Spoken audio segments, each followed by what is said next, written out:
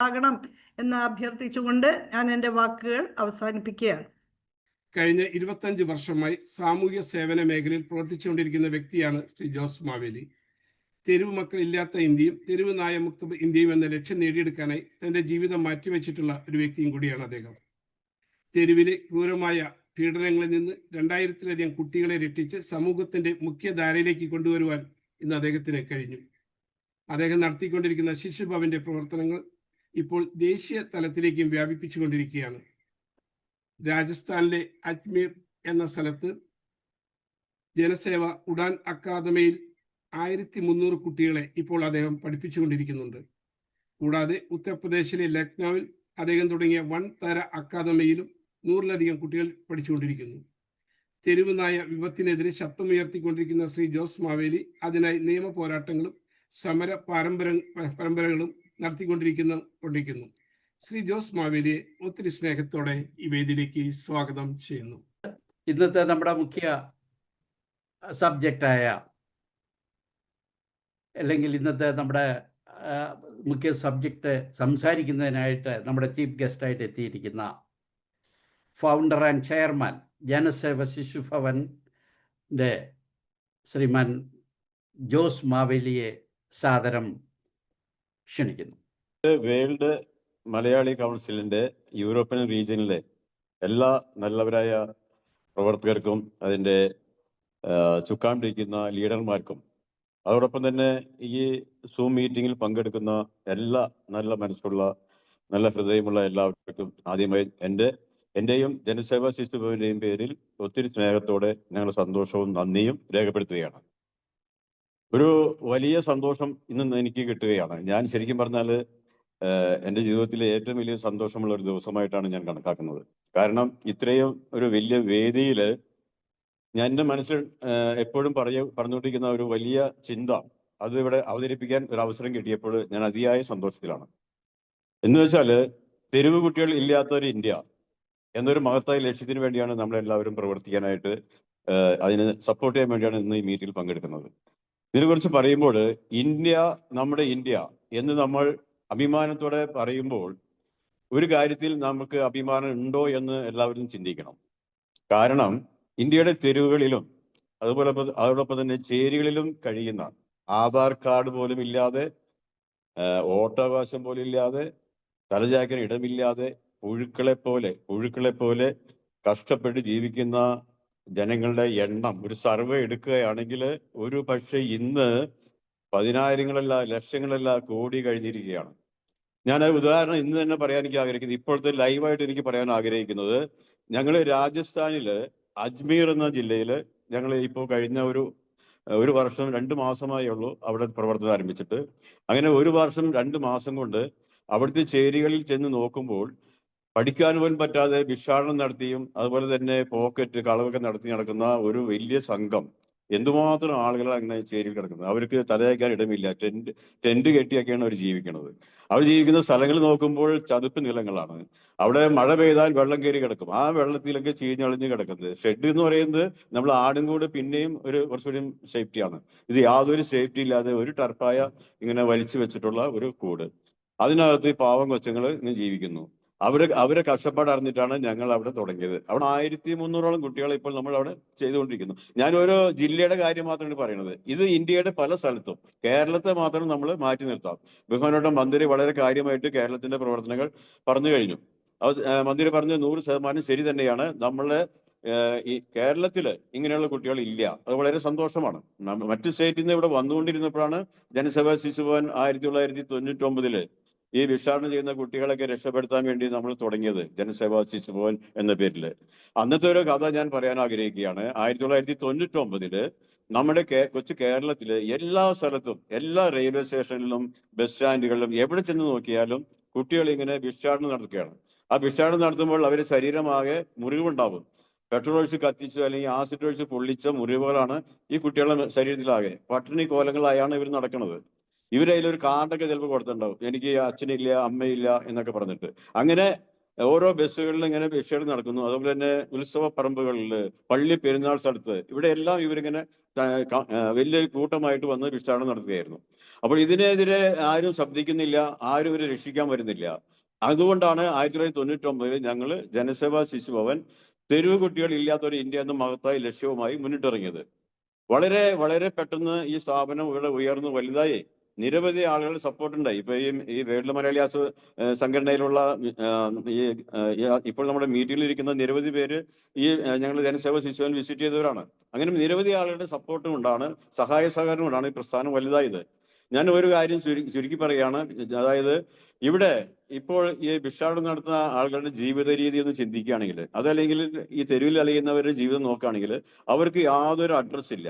വോട്ടവകാശം ഇല്ലാത്തതാണ് ഏറ്റവും വലിയ പ്രശ്നം. ID കാർഡ് ഇല്ല, ആധാർ കാർഡ് ഇല്ല, ഒന്നുമില്ല. അപ്പൊ വോട്ടവകാശം ഇല്ലാത്തതിന്റെ പേരിൽ ഇവിടുത്തെ രാഷ്ട്രീയ പാർട്ടികൾ ആരും അവരെ മൈൻഡ് ചെയ്യുന്നില്ല, ഭരണകർത്താക്കളും മൈൻഡ് ചെയ്യുന്നില്ല. കാരണം അവർക്ക് വോട്ടില്ല. വോട്ടില്ലാത്തതുകൊണ്ട് ഇവർക്ക് യാതൊരു യൂണിയനുകളില്ല.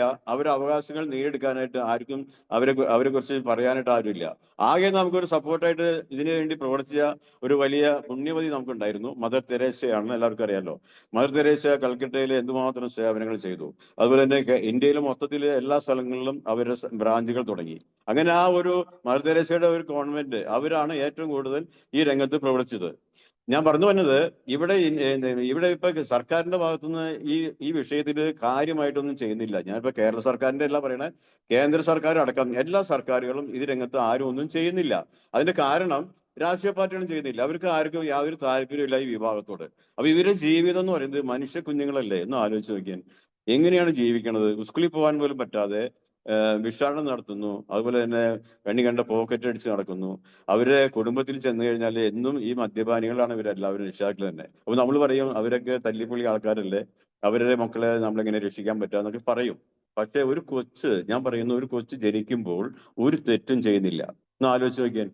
ഒരു കൊച്ചിന് ജന്മം നൽകുമ്പോൾ ആ കൊച്ച് നല്ല രീതിയിൽ വളർത്തുകയാണെങ്കിൽ, ഇപ്പൊ ജനസേവാ ശിശുഭവനിൽ ചെറു പ്രായത്തിൽ തന്നെ എടുത്ത് വളർത്തിയ കുട്ടികളൊക്കെ ഇന്ന് എവിടെ വരെ എത്തിയിരിക്കുന്നവരെ എല്ലാവർക്കും അറിയാമല്ലോ.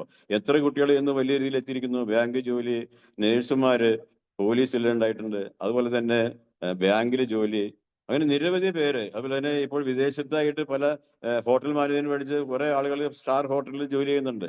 അങ്ങനെ അതൊക്കെ ആവാൻ കാരണം എന്താണ്? നമ്മൾ ചെറുപ്രായത്തിൽ ഇവർ രക്ഷപ്പെടുത്തുന്നത് കൊണ്ടാണ്. അല്ലെങ്കിൽ ഇവർ ആരായി പോവും?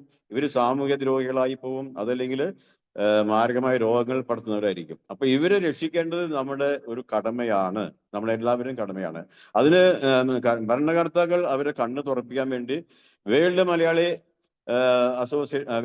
കൗൺസിലിന്റെ ഈ യൂണിറ്റ്, നമ്മുടെ യൂറോപ്യൻ ഈ യൂണിറ്റ് വളരെ കാര്യമായിട്ട് തന്നെ ഇതിന് രംഗത്ത് വന്നുകൊണ്ട് ഞാൻ നിങ്ങളെ എല്ലാവരെയും പ്രത്യേകം എന്റെ അഭിനന്ദനങ്ങൾ അറിയിപ്പിക്കുകയാണ്. പ്രത്യേകിച്ച് പറഞ്ഞു പറഞ്ഞ ഒരു വലിയൊരു പോയിന്റ്, നമുക്ക് ചെയ്യാൻ പറ്റിയ ഒരു പോയിന്റ്, സർക്കാരിന്റെ കണ്ണ് തുറപ്പിക്കാൻ പറ്റിയ ഒരു പോയിന്റാണ് ഞാൻ പറയാൻ പോണത്.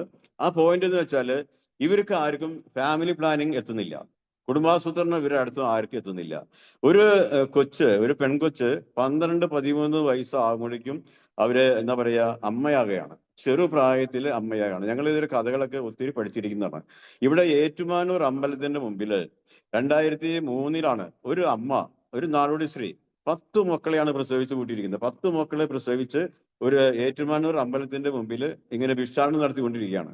അപ്പൊ അവിടെയുള്ള സാമൂഹ്യ പ്രവർത്തകരെ ഞങ്ങൾ വിളിച്ച് പറഞ്ഞ് അവിടെ ചെന്ന് നോക്കിയപ്പോൾ ആ സ്ത്രീയുടെ കയ്യിൽ കൈക്കുഞ്ഞടക്കം 5 കുഞ്ഞുങ്ങൾ കയ്യിലിരിക്കുകയാണ്. 5 കുഞ്ഞുങ്ങൾ വട്ടം പിടിച്ചിരിക്കുകയാണ്. ബാക്കിയുള്ളവര് ഭിക്ഷ എടുക്കാൻ പോയിരിക്കുകയാണ്. അതിൽ ചില പിള്ളേര് പോക്കറ്റ് അടിക്കാനും പോയിട്ടുണ്ട്. അങ്ങനെ പറയുന്നത്. മുതിർന്നവരെല്ലാവരും ബസ്സുകളിലൊക്കെ പോക്കറ്റ് അടിക്കാൻ പോകും. അങ്ങനെ ഈ 10 കുഞ്ഞുങ്ങള്, അപ്പൊ അവര് ചരിത്രം ചോദിക്കുമ്പോൾ എന്താ, അവർക്ക് ഫാമിലി പ്ലാനിങ് എത്തുന്നില്ല. അതുപോലെയാണ് ഇപ്പൊ ഇന്ത്യയിൽ നടക്കുന്നത്. ഇവര് എണ്ണം പോലും സർക്കാരൊന്നും ആരും എടുക്കുന്നില്ല. അപ്പോൾ ഇതൊരു സർവേ എടുക്കാനായിട്ടെങ്കിലും നമുക്ക് ശക്തമായിട്ട് ഇതിന് നമുക്ക് മന്ദിരം ബിന്ദു ഇവിടെ ഉണ്ടെന്ന് അറിയില്ല, ഡോക്ടർ ബിന്ദു ഇവിടെ ഉണ്ടെങ്കിൽ ഒന്ന് പറഞ്ഞ കൊള്ളായിരുന്നു. അങ്ങനത്തെ കഴിവുള്ള നിങ്ങളൊക്കെ ഇതിനു വേണ്ടി ശബ്ദം ഉയർത്തണം. നിങ്ങൾക്ക് എല്ലാവർക്കും നല്ല കഴിവുള്ള ആൾക്കാരാണെന്ന് എനിക്കറിയാം. അങ്ങനെ നിങ്ങളുടെ കഴിവുകൾ ഈ തെരുവിൽ അറിയുന്ന കുട്ടികൾക്ക് ആധാർ കാർഡെങ്കിലും കൊടുത്താൽ മതി. ഇപ്പൊ ഞങ്ങള് രാജസ്ഥാനിൽ തുടങ്ങിയപ്പോൾ അവിടെ ആധാർ കാർഡ് കിട്ടാൻ വേണ്ടി ഞങ്ങൾ എന്തുമാത്രം പണിയെടുക്കണം അറിയാമോ? ആധാർ കാർഡ് ഇവർ കിട്ടുന്നില്ല. അപ്പൊ ഞങ്ങൾ എന്ത് ചെയ്തു? ഞങ്ങൾ അഡ്രസ്സ് വെച്ചിട്ട് ഞങ്ങൾ തന്നെ അവരുടെ രക്ഷിതാക്കളായിട്ടാണ് അവർക്ക് ആധാർ കാർഡ് മേടിച്ചു കൊടുക്കുന്നത്. അവർക്ക് അഡ്രസ് ഇല്ലാത്തതിന്റെ കാര്യം പറഞ്ഞിട്ട് അവർ പറയുന്നത് രക്ഷിതാക്കൾക്ക് അഡ്രസ് ഉണ്ടോ എന്നാണ് ആധാർ കാർഡിൽ ചോദിക്കുന്നത്. അപ്പൊ അതിന് ഉത്തരവില്ല. അപ്പൊ അതിന് ഞങ്ങൾ തന്നെ ജനസേവ ഉഡാൻ അക്കാദമി തന്നെ അതിന് പേര് എഴുതി കൊടുത്തിട്ട് ഞങ്ങൾ തന്നെ അതിന്റെ രക്ഷിതാക്കളായി വന്നുകൊണ്ടാണ് ഇപ്പൊ ആധാർ കാർഡ് മേടിച്ചു കൊടുക്കുന്നത്. അത്രയ്ക്ക് റിസ്ക് ആരെടുക്കുന്നത്? അപ്പൊ ആധാർ കാർഡ് കിട്ടിക്കഴിഞ്ഞാൽ ഇവർക്ക് പിന്നീട് പഠിച്ചു വലുതാകുമ്പോൾ വോട്ടവകാശം കിട്ടുന്നു, എല്ലാം ആവുന്നു. അപ്പൊ അറ്റ്ലീസ്റ്റ് ഈ തെരുവിൽ അറിയുന്ന കുട്ടികൾക്ക് ആധാർ കാർഡെങ്കിലും കൊടുത്തു കഴിഞ്ഞാൽ അവർ രക്ഷപ്പെട്ടു പോകും. അങ്ങനെ അവരെ നമുക്ക് സമൂഹത്തിന്റെ മുഖ്യധാരയിലേക്ക് കൊണ്ടുവരാൻ പറ്റും.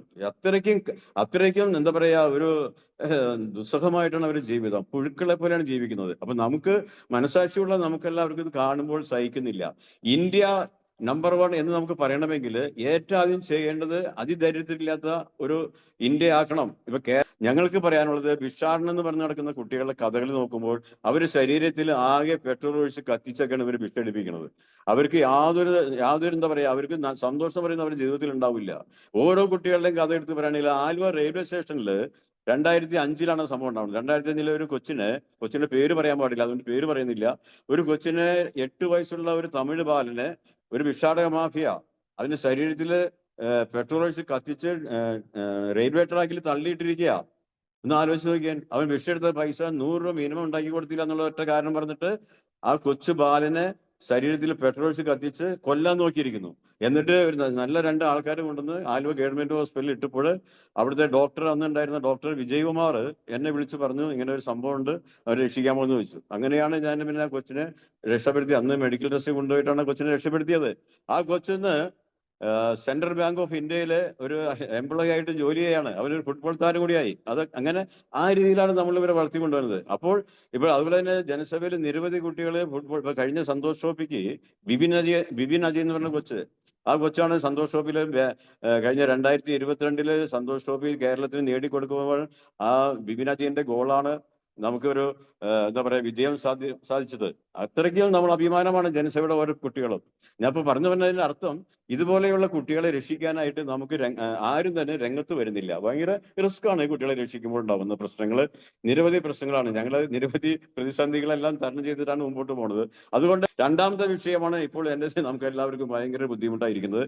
അത് മന്ത്രി അതിനെക്കുറിച്ച് ഒന്നും പറഞ്ഞില്ല. മന്ത്രി ഉണ്ടോന്ന് അറിയില്ല ഈ നമ്മുടെ മീറ്റിംഗിൽ. ഇപ്പോൾ ഏതായാലും മന്ത്രിയോട് അതിനകത്ത് എനിക്ക് പറയാനുള്ളത്, കേരളത്തിൽ നമുക്ക് ഇതുപോലെ തന്നെ ഈ അതിദരിദ്രം ഇല്ലാത്ത ഒരു സംസ്ഥാനം എന്ന് പറഞ്ഞവർ തന്നെ തെരുവ് പട്ടികളില്ലാത്ത ഒരു സംസ്ഥാനമാക്കാനായിട്ട് നമ്മുടെ കേരളത്തെ എളുപ്പമാണ്. നമ്മളിപ്പോൾ കേരളത്തിലെ ഓരോ ആൾക്കാരുടെ അഭിപ്രായം ഒന്ന് ചിന്തിച്ചു നോക്കിയാൽ, ഒരു സർവകക്ഷി യോഗം ബഹുമാനപ്പെട്ട മുഖ്യമന്ത്രി വിളിക്കുകയാണെങ്കിൽ ഉള്ള 99% ആളുകളുടെ അഭിപ്രായം ഒന്നായിരിക്കും. എന്താണ് അഭിപ്രായം? ജനവാസ കേന്ദ്രത്തിൽ നിന്നും തെരുവ് നായ്ക്കളെ മാറ്റണമെന്നാണ് എല്ലാവരുടെ അഭിപ്രായം. ആ അഭിപ്രായത്തോടെ എല്ലാവരും യോജിക്കുകയാണ്. പിന്നെ എന്തുകൊണ്ട് മുഖ്യമന്ത്രി സർവകക്ഷി യോഗം വിളിക്കുന്നില്ല? ഇവിടെ എനിക്ക് ഈ കാര്യത്തിൽ ഇവിടുത്തെ രാഷ്ട്രീയക്കാരോടും ഭരണാധികാരികളോടും എല്ലാവരോടും എനിക്ക് വളരെയധികം സങ്കടമുണ്ട്. അവരോട് എനിക്ക് ശരിക്കും പറഞ്ഞാൽ അവരോട് വെറുപ്പാണ് ഈ കാര്യത്തിൽ. കാരണം അതിന് മാത്രം ആളുകൾ നമ്മുടെ ഈ കൊച്ചു കേരളത്തിൽ ദിവസേന തെരുവുനായ്ക്കൾ കടിച്ചു കയറുകയാണ്. ഒരു പട്ടി കടിച്ചു കഴിഞ്ഞാൽ ഉണ്ടാകുന്ന ആ ഒരു അവസ്ഥ ആലോചിച്ച് നോക്കിയാൽ, ഈ സമയത്താണ് നമുക്ക് പേവിഷബാധ ഉണ്ടാകണമെന്ന്. ഈ ഒരു 6 മാസം കൊണ്ട് 2025 6 മാസം കൊണ്ടുള്ള സർവേ, റിക്കാർഡിക്കൽ സർവേ എന്ന് പറയുന്നത് 1,70,000 പേരെയാണ് 1,70,000 പേരെയാണ് തെരുവ് പട്ടികൾ കടിച്ചു കയറിയിരിക്കുന്നത്. അതോടൊപ്പം തന്നെ 26 പേര് ഈ മരണപ്പെട്ടിരിക്കുകയാണ്. എന്ന് പറഞ്ഞാൽ മൂന്ന് മാലാഖ കൊച്ചുങ്ങൾ കഴിഞ്ഞ ഒരു മാസം കൊണ്ട് തന്നെ ഇവിടെ മരണപ്പെട്ടിരിക്കുകയാണ്. ആ കൊച്ചുങ്ങളൊക്കെ എന്തുമാത്രം സഹിച്ചിട്ടുണ്ടാവും. അവരുടെ മാതാപിതാക്കൾക്ക് ആയുഷ്കാലം അവർക്ക് കിടന്നുറങ്ങാൻ പറ്റുമോ? ഇന്നിപ്പോൾ എറണാകുളം ജില്ലയിൽ മാത്രം ഈ 6 മാസം കൊണ്ട് 9,500 പേരെയാണ്. ഇപ്പോൾ ഈ 1,70,000 പേര് ഇപ്പോൾ ലൈവായിട്ട് പട്ടി കടിച്ച ആൾക്കാരാണല്ലോ ഈ വർഷം. അവരൊക്കെ ജീവിതം ചിന്തിക്കാൻ, അവർക്ക് കിടന്നുറങ്ങാൻ പറ്റുമോ? ഏത് സമയത്താണ് എനിക്ക് പേയ് പിടിക്കുന്നുള്ള ഒരു പേടി പിടിച്ചല്ലേ ജീവിക്കുന്നത്?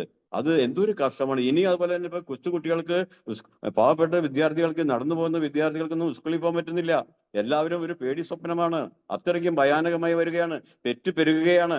ഇവിടെ ഒരു തെരുവുനായയുടെ ഒരു പെൺപട്ടി ഒരു വർഷം, ഞങ്ങൾ സർവേ എടുത്തതാണ്, ഒരു വർഷം 3 തവണയാണ് പ്രസവിക്കുന്നത്. ഓരോ പ്രസവത്തിലും 10ഉം 15ഉം കുഞ്ഞുങ്ങളെ പ്രസവിക്കുന്നു. ഒന്ന് ആലോചിച്ച് നോക്കിയാൽ, ഇതിങ്ങനെ പെരുകയാണ്. സർക്കാർ എന്താ ചെയ്യണേ? സർക്കാർ ഒന്നും ചെയ്യുന്നില്ല.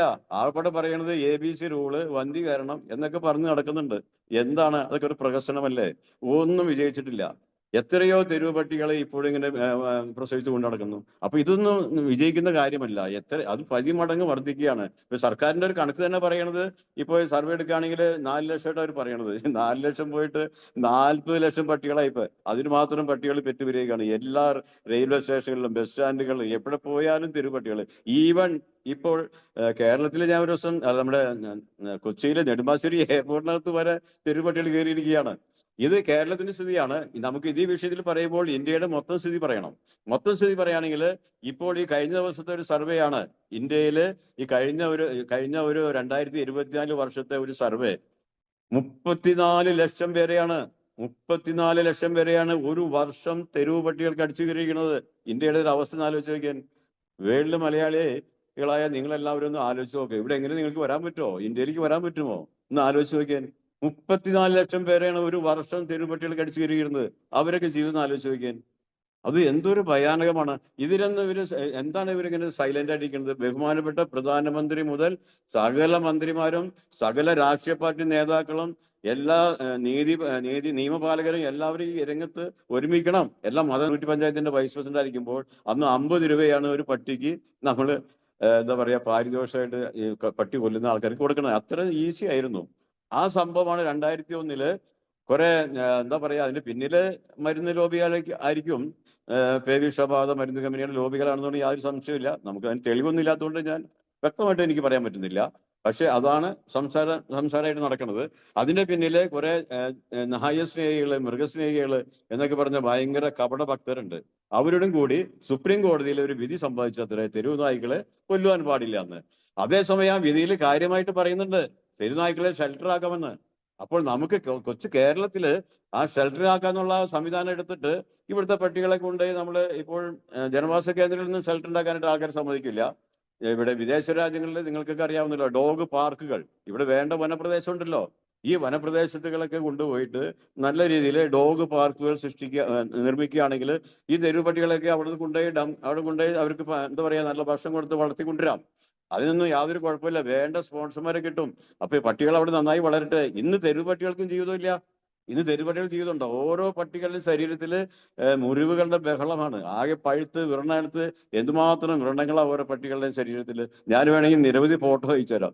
ഇപ്പൊ അത് പറയാൻ കാരണം ഇപ്പൊ ഒരു സന്തോഷ വാർത്ത എന്ന് പറഞ്ഞിട്ട് മന്ത്രി രാജേഷ് അദ്ദേഹം കഴിഞ്ഞ ഒരു 2 ആഴ്ച മുമ്പ് ഒരാഴ്ച മുമ്പ് പ്രഖ്യാപനം നടത്തിയിരുന്നു. ആ പ്രഖ്യാപനം പറയുന്നത് ഇതാണ്: ദയാവാദം ചെയ്യാമെന്ന്. അസുഖമുള്ള തെരുവുനായ്ക്കളെ ദയാവാദം ചെയ്യാമെന്ന്. അതിനകത്ത് കുറെ ഫോർമാലിറ്റി ഉണ്ട്. ആ ഫോർമാലിറ്റി അനുസരിച്ച് ഒറ്റ പട്ടിയെ കൊല്ലാൻ പറ്റുന്നില്ല വേറെ കാര്യം. അതിന് വെറ്റിനറി ഡോക്ടറുടെ മൃഗ ഡോക്ടറുടെ സർട്ടിഫിക്കറ്റ് വേണം. അദ്ദേഹത്തിന്റെ നേതൃത്വത്തിൽ വേണം കൊല്ലുവാനായിട്ട്. അത് 3 ദിവസം കണ്ട് ആ പട്ടിയെ നിരീക്ഷിക്കണം. എന്തൊക്കെയോ പറഞ്ഞ് കൂട്ടുന്നുണ്ട്. ഒരു പട്ടിയെ പോലും ഇതുവരെ കൊന്നിട്ടില്ല ദയാവാദത്തില്. അപ്പൊ ഇതൊക്കെ ജനങ്ങളെ കണ്ണിൽ പൊടിയിടാകുന്ന കാര്യങ്ങളാണ്. അപ്പൊ അത് ഒരു വലിയ സങ്കടം വേണമെങ്കിൽ പറയുകയാണെങ്കിൽ 2015 കോതമംഗലത്ത് ഒരു കൊച്ചിനെ, അന്ന് 3 വയസ്സുള്ള ഒരു കൊച്ചിനെ അവര് വീട്ടിൽ കയറിയിട്ട് ഒരു തെരുവ് പട്ടി കടിച്ചു കീറി കണ്ണിന്റെ അവിടുന്ന് എന്താ പറയാ മാംസമൊക്കെ എടുത്ത് അതിന്റെ അമ്മ കരഞ്ഞ് നിലവിളിച്ച് അങ്കമാലി LF-ൽ അതിന് വലിയൊരു ഓപ്പറേഷൻ കഴിഞ്ഞ് ആ കൊച്ചിന് അത്യാവശ്യം കണ്ണ് കാഴ്ച കൊടുത്തെങ്കിലും ഇപ്പോൾ ആ കൊച്ച് 7ാം ക്ലാസ്സിലാണ് പഠിക്കണം തോന്നണേ. ആ കൊച്ചിന്റെ നാളൊരു ഇന്റർവ്യൂ കണ്ടിരുന്നു. ആ കൊച്ചിന് ഇപ്പോഴും ഭയന്ന് വിറച്ചാണ് എല്ലാ ദിവസവും ആ കൊച്ചു കഴിയുന്നത്. രാത്രി ഉറങ്ങുന്നില്ല, ഞെട്ടിത്തെറിക്കുകയാണ് എന്നാണ് അതിന്റെ അമ്മയൊക്കെ എപ്പോഴും പറയുന്നത്. അപ്പൊ ഞാൻ പറഞ്ഞു വരുന്നത് തെരുവ് പട്ടികൾ കടിച്ചു കഴിഞ്ഞാൽ അപകടം അത്രയ്ക്കും വലുതാണ്. പേ പിടിക്കുന്ന ഒരു വശത്ത്, രണ്ടാമത്തെ വശത്ത് കൊച്ചുമക്കൾക്കൊക്കെ അവർ ജീവിതം മുഴുവനും നരകതുല്യമായി പോവുകയാണ്. അപ്പൊ ഇത്രയും അപകടകരമായ, ഇത്രയും എന്താ പറയാ ഭയാനകമായ ഈ ഒരു അവസ്ഥയിൽ നിന്ന് നമ്മുടെ കൊച്ചു കേരളത്തെ രക്ഷിക്കുവാൻ എളുപ്പമാണ്. അതുകൊണ്ട് ബഹുമാനപ്പെട്ട മുഖ്യമന്ത്രി എത്രയും പെട്ടെന്ന് ഒരു സർവകക്ഷി യോഗം വിളിക്കണം. അതിനായി പ്രിയപ്പെട്ട നമ്മുടെ ഈ സൂം മീറ്റിൽ പങ്കെടുക്കുന്ന എല്ലാവരോടും പറയുകയാണ്, നിങ്ങളുടെ സ്വാധീനം ഉപയോഗിച്ച് ഇതിനു വേണ്ടി നമുക്കൊരു രംഗത്ത് വരണമെന്ന് ഞാൻ അഭ്യർത്ഥിക്കുകയാണ്. എനിക്ക് സംസ്ഥാന മുൻ ഗതാഗത വകുപ്പ് മന്ത്രിയും ഹൈക്കോർട്ട് അഭിഭാഷകനുമാണ് അഡ്വക്കേറ്റ് ജോസ് തെറ്റയിൽ. അദ്ദേഹം മന്ത്രിയായിരിക്കെ ഗതാഗത വകുപ്പിൽ പല പരിഷ്കാരങ്ങളും നടപ്പിലാക്കിയതിന്റെ ഗുണം കേരളത്തിലെ ജനങ്ങൾക്ക് ഇപ്പോഴും ലഭിച്ചുകൊണ്ടിരിക്കുന്നു. അഡ്വക്കേറ്റ് ജോസ് തെറ്റയിലിനെ ആദരപൂർവ്വം ഈ വേദിയിലേക്ക് സ്വാഗതം ചെയ്യുന്നു. എല്ലാവർക്കും നമസ്കാരം. തെരുവ് നായകളുടെ പ്രശ്നം, അതുപോലെ തന്നെ ഈ കുട്ടികളുടെ പ്രശ്നവും, തെരുവ് കുട്ടികളുടെ പ്രശ്നമൊക്കെ തന്നെ വളരെ വിശദമായി ജനസേവ ചെയർമാൻ പറഞ്ഞു കഴിഞ്ഞു.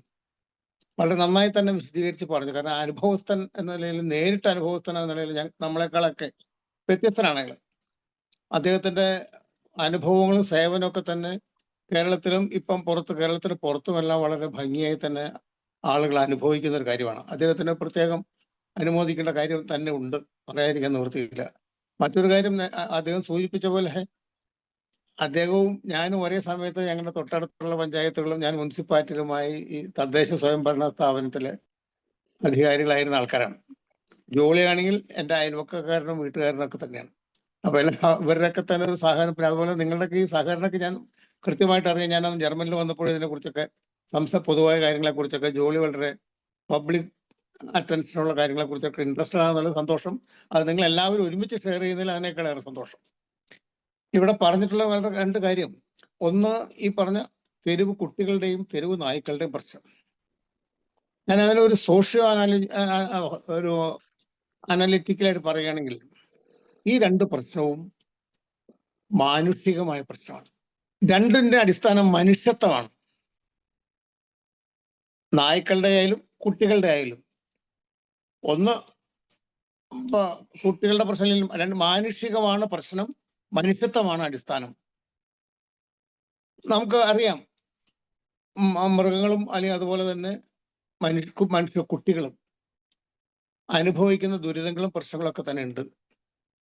മറിച്ച് അതുപോലെ തന്നെയുള്ള മറ്റു കാര്യങ്ങൾ, തെരുവ് നായകൾ ഉണ്ടാക്കുന്ന പ്രശ്നങ്ങൾ വളരെയേറെ ഗുരുതരമാണ്.